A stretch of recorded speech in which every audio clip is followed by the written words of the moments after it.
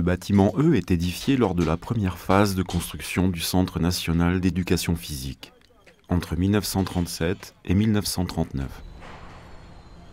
Il fait partie de l'ensemble architectural dessiné par le trio Berthelot, Beauvais et Cusol. Le bâtiment est initialement conçu pour accueillir la salle d'armes de l'école de Joinville. Il comprend une salle d'honneur au centre et 2 salles d'entraînement contiguës.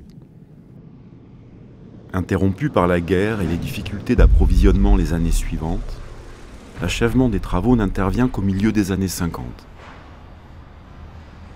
Le bâtiment est alors affecté à d'autres usages.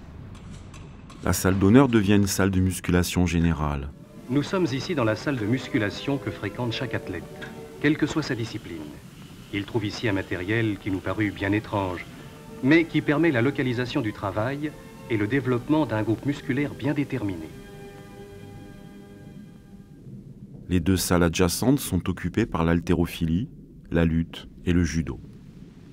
Ce sont en fait les 3 mouvements classiques de l'haltérophilie qui ont inspiré la musculation dite générale, dont on étend la nécessité à toutes les disciplines sportives. Il faut attendre le début des années 1980 pour que le bâtiment retrouve sa vocation originelle et accueille le pôle escrime de l'INSEP avec le fleuret et l'épée.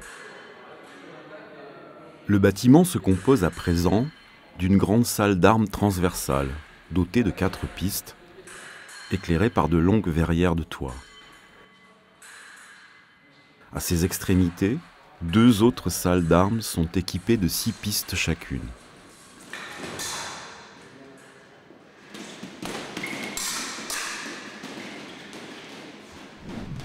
La rénovation de l'INSEP, engagée en 2006, transforme considérablement les lieux. Les murs extérieurs sont conservés, mais l'intérieur du bâtiment est complètement restructuré.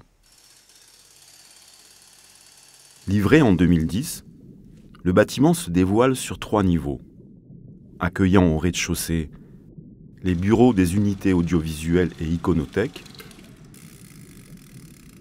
au rez-de-jardin, un studio de tournage et la régie technique, à l'étage, des salles de cours modulables.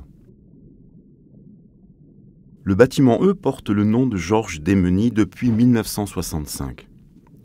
Responsable du laboratoire de physiologie de l'école de Joinville entre 1902 et 1907, il crée le premier service photographique et cinématographique de l'institution.